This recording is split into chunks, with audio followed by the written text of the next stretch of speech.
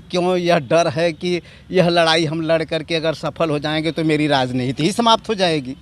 लेकिन मैं समझता हूं कि ऐसा नहीं है, ऐसा नहीं होना चाहिए, उनके दिमाग में ऐसा नहीं होना चाहिए। अगर यह लड़ाई अच्छी तरीके से वे लड़ रहे हैं, अपने समाज के लिए लड़ रहे हैं, तो समाज में अच्छा रिस्पांस दे करके अगर इस लड़ाई को आगे बढ़ाने का कार्य करेंगे, उन लोगों के ही माध्यम से अगर यह सफलता मिल जाती है तो सरकार, हमारा समाज उनका जो है कि तहे दिल से हार्दिक अभिनंदन और स्वागत करेगी।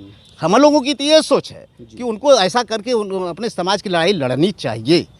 लेकिन मैं समझता हूं कि इन दोनों नेताओं, खास तौर से दोनों नेताओं, भाजपा में भारतीय जनता पार्टी के साथ ओम प्रकाश राजभर भी रहे, आज अनिल राजभर जी दोबारा मंत्री हुए हैं। जब हम लोगों का यह कोर्ट का मैटर हुआ, हम लोगों के जब प्रमुख सचिव के पास यह गया लेटर कि हम चाहे कि जो प्रमुख सचिव आकर के कोर्ट में बयान दे और इन लोगों के पक्ष या विपक्ष में कुछ भी जो बोलना है बोले, यह मैटर लेकर के हमारे सचिव महोदय महेंद्र राजभर जी और हमारे इस संगठन से जुड़े बहुत से साथी हम लोग माने आने जागो राजभर जागो के बहुत पुराने राजनीति में रहे, लेकिन आज सामाजिक कार्यकर्ता के रूप में जागो राजभर जागो के फाउंडर और सदस्य भी हैं, संरक्षक भी हैं। और इनसे हम बात करेंगे कि आज का जो आरक्षण की लड़ाई है और आरक्षण मिलेगा तो कैसे मिलेगा, उसकी लड़ाई आपने कहाँ तक लड़ी है, हम बात करेंगे पारस राजभर जी से। सर नमस्कार। नमस्कार।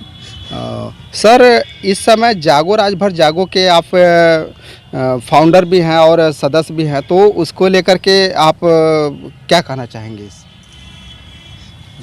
हाँ, ऐसा है कि हम लोग की सोच हमेशा जो है अपने समाज के प्रति रहा है। समाज को हम किस तरीके से आगे ले जाएं, इसी सोच के तहत हमारे समाज के बहुत से बड़े बड़े नेता लोग आरक्षण की लड़ाई लड़े।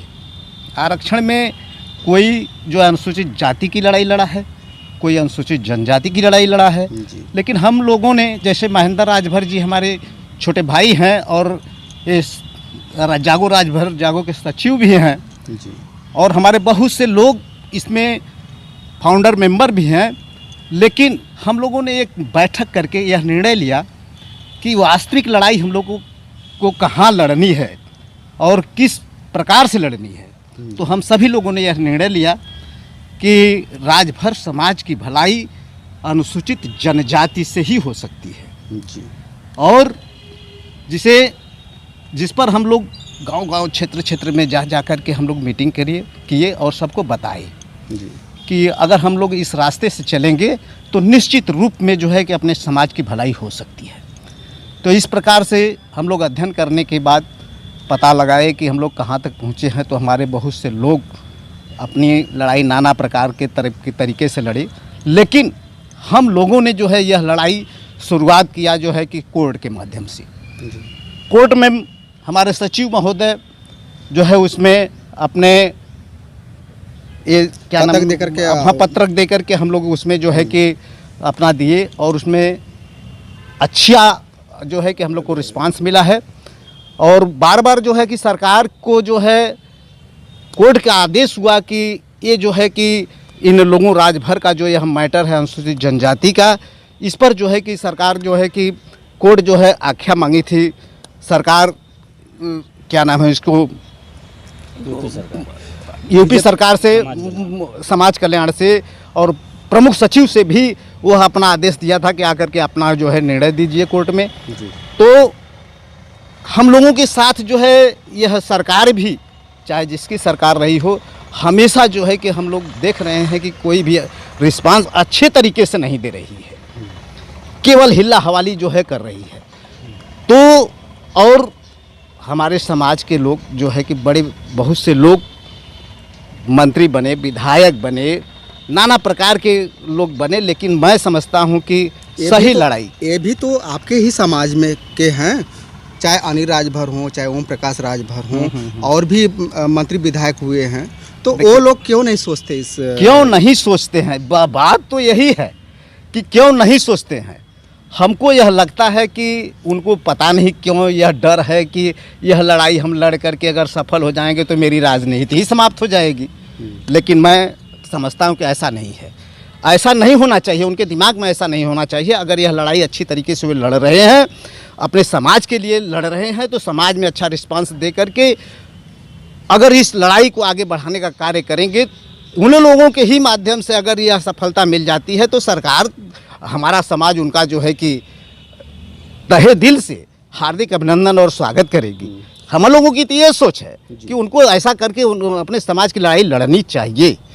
लेकिन मैं समझता हूं कि इन दोनों नेताओं, खास तौर से दोनों नेताओं, भाजपा में भारतीय जनता पार्टी के साथ ओम प्रकाश राजभर भी रहे, आज अनिल राजभर जी दोबारा मंत्री हुए हैं।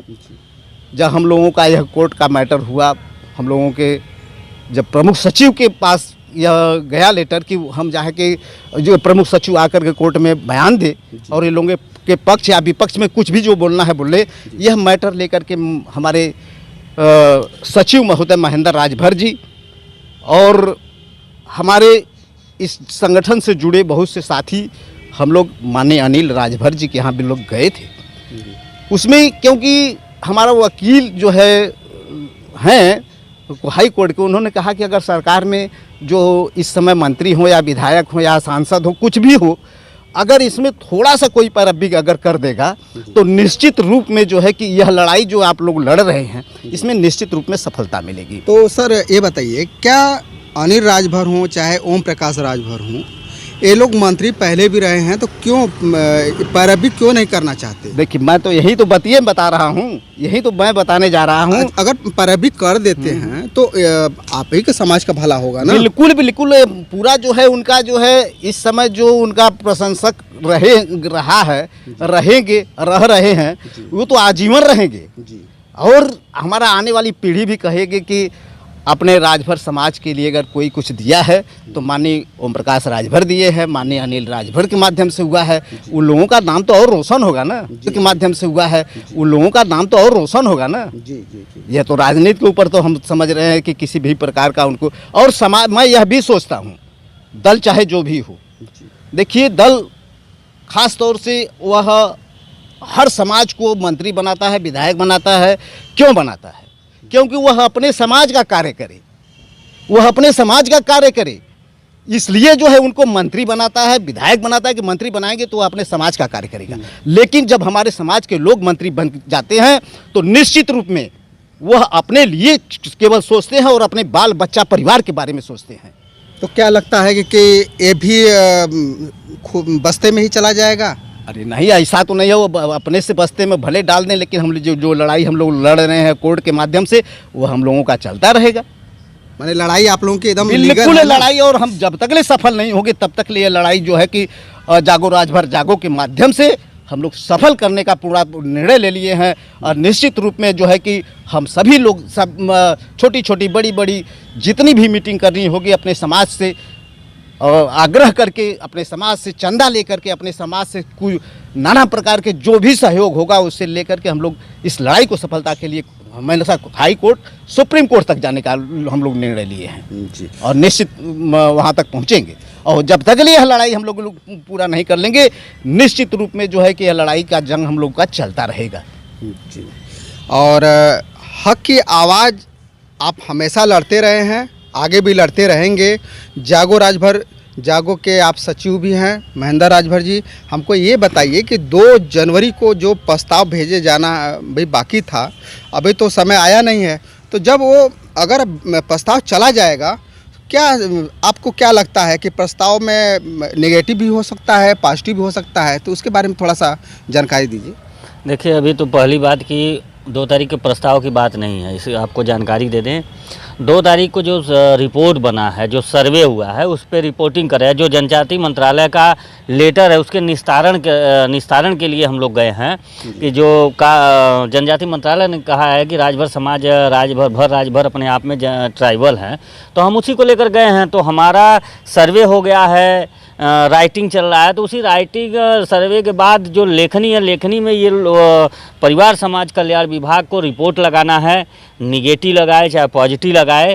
तो अब सरकार का है कि जैसे अनिल राजभर जी कहते हैं कि अगर राजभरों का भला कोई करेगा तो बीजेपी करेगी, तो बीजेपी करेगी, तो बीजेपी से भी हम बहुत उम्मीद लगाए हैं, यूपी सरकार से, बाबा जी से। बाबा जी बहुत ही हॉनेस्ट हैं, बहुत कहा जाए कि इन कानून व्यवस्था में भी बहुत अच्छे उनकी जो प्रक्रियाएं चल रही हैं, जो समाज में जो संदेश दे रहे हैं।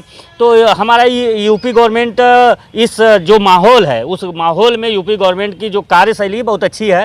तो उसी अच्छी शैली में, कार्यशैली में मेरा एक काम भी है, अगर हमारे समाज का काम, बाबा जी से माननीय अनिल राजभर ने कहा कि राजभरों का अगर भला या कल्याण होगा तो बीजेपी में होगा, तो उन्हीं की बातों पे हम भी बीजेपी के तरफ लगे हुए हैं कि भाई कोर्ट में हमारा मामला गया, हम लोगों ने बहुत प्रत्यावेदन दिए, जिसका प्रत्यावेदन का परिणाम हुआ कि हर मंत्री, विधायक, सांसद सबको देने के बाद लास्ट में हम लोग गए कोर्ट में भी 2-3 आप देखे होंगे कि कोर्ट में डायरेक्शन मिला, डायरेक्शन के बाद हमारे कार्रवाई में थोड़ा सा लेट लतीफ़ हुआ, हम लोग कोर्ट ऑफ कंटेम्प्ट किए, जिसमें कि 2 महीने का समय, 4 वीक का समय। तो उसके बाद सर्वे हुआ, सर्वे के बाद लगभग हमारा सर्वे भी पूरा हो गया है, सब चीज़ भी हो गया है। अब इनको लगाना है रिपोर्ट, तो सरकार पॉजिटिव रिपोर्ट लगाए, निगेटिव जो बात कर, निगेटिव का तो सवाल नहीं है, निगेटिव लगाएंगे तो हम उसका भी हमारे पास रास्ता है। निगेटिव आप लगाए क्यों? क्योंकि हम अगर जनजाति नहीं, अगर ट्राइबल नहीं है, तब आप कर सकते हैं कि सुप्रीम कोर्ट ने भी हमको कहा है ये अपने आप में जनजाति है, जनजाति मंत्रालय भी कह रहा है।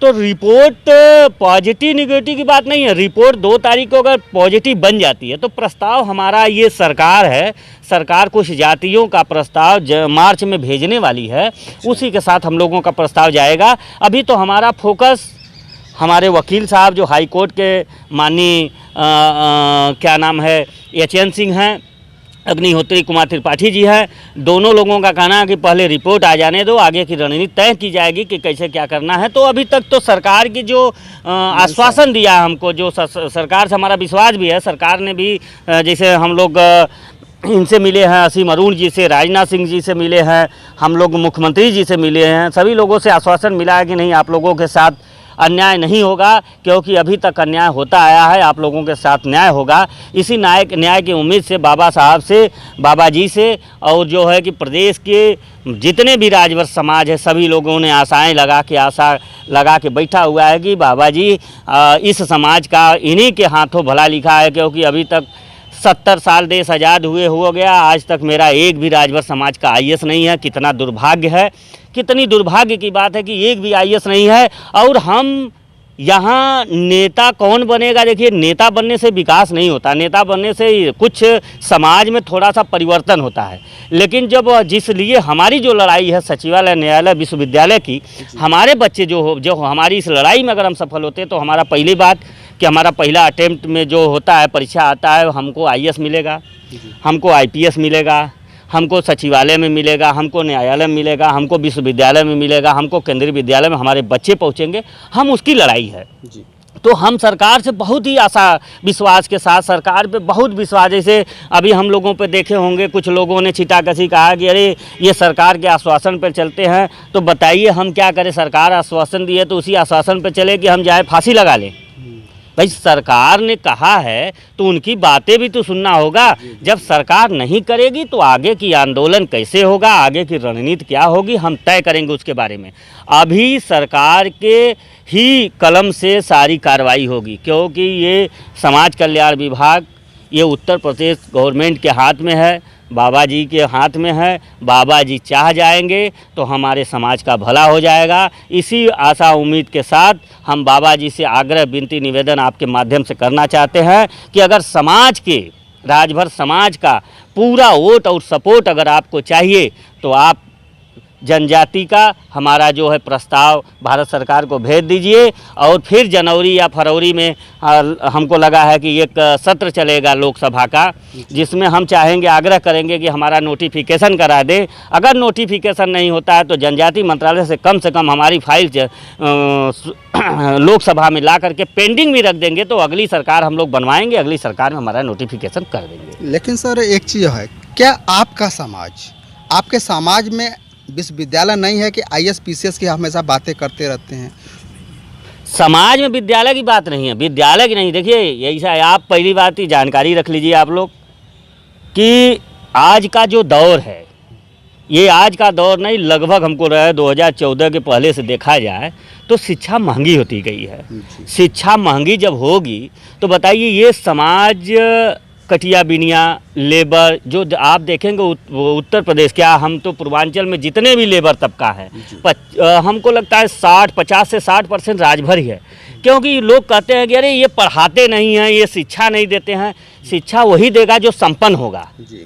और बताइए वो ईटा गारा बेचारा जाता है दिन भर ढोने के बाद संझा को उसको 350 रुपये मिलेगा। तो जो दिन भर मेहनत करेगा, जो हमारे समाज को कहते हैं कि ये अल्कोहल बाज है, शराबी है, सारे समाज के लोग कहते हैं कि राजभर पीने का मतलब कि 350 में कौन सा दवाई लेगा वो, क्योंकि वो राशन ही अपना जुटाएगा, अपनी राशन 350। अगर उसके 2 बच्चे 2 बहू बच्चे बेटे हैं तो उतना वो मेहनत करेगा तो एक दिन का 350 का क्या 500 का खर्च आता है। मेरे घर 4 भाई हम लोग हैं, 4 पत्नियां हैं, बच्चे हैं, माँ बाप है, सबका लगभग 500-700 आता है। तो 350 में वो क्या करेगा? जाएगा तो उसको चाय पान करता रहेगा। वो आज के दौर में देखते हैं कि कहीं भी आप किसी दुकान पे जाइएगा 50 रुपया से पहले कोई नाश्ता नहीं है, वो नाश्ता तो करेगा ही। तो 350 में कौन विकास करेगा? आप कह रहे हैं कि विद्यालय नहीं है कि नहीं पढ़ पाए। पढ़ने के लिए शिक्षा जब महंगी है तो हम जब जनजाति में जाएंगे तो हमको सारी सुविधाएं फ्री मिलेंगी। जब सारी सुविधाएं फ्री मिलेंगी तो हमारे बच्चे पढ़ने के तरफ फोकस करेंगे, आगे बढ़ने का प्रयास करेंगे। तो जब प्रयास करेंगे, इनको क्या है कि जो रिफंड आता है, जैसे स्कॉलर भर दिए, स्कॉलर भरे और ना एडमिशन में मान लीजिए 2-4-5 हज़ार लग गया तो बाद में रिफंड भी हो जाता है इनका। तो पढ़ने के लिए जब देखिए ये कहावत है कि लड़ाई के लिए हथियार चाहिए और हथियार के लिए पैसा चाहिए। तो लड़ाई के लिए जब हथियार चाहिए तो हथियार के लिए पैसा चाहिए।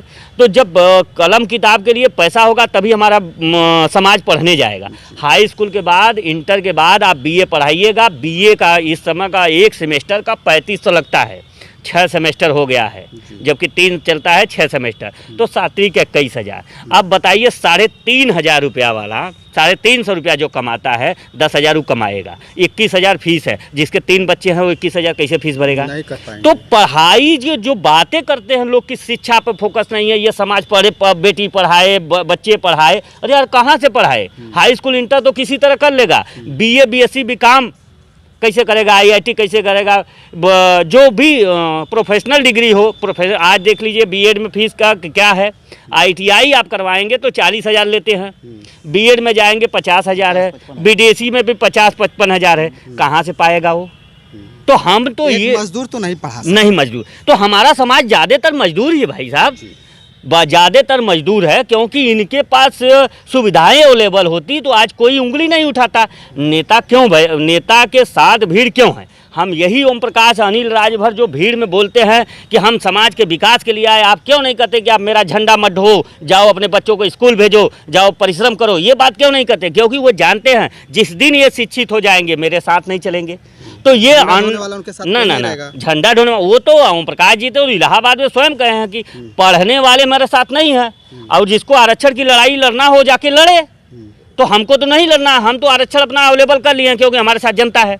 तो उनको तो वाकई में आरक्षण की जरूरत नहीं। अगर आरक्षण की जरूरत होती तो अपने बच्चों को विधायक, मंत्री, सांसद के चक्कर में क्यों पड़ते? क्योंकि उनका बच्चा जब ये पार्टी बनाए उस समय इनके पार्टी में इनके बच्चे छोटे छोटे थे।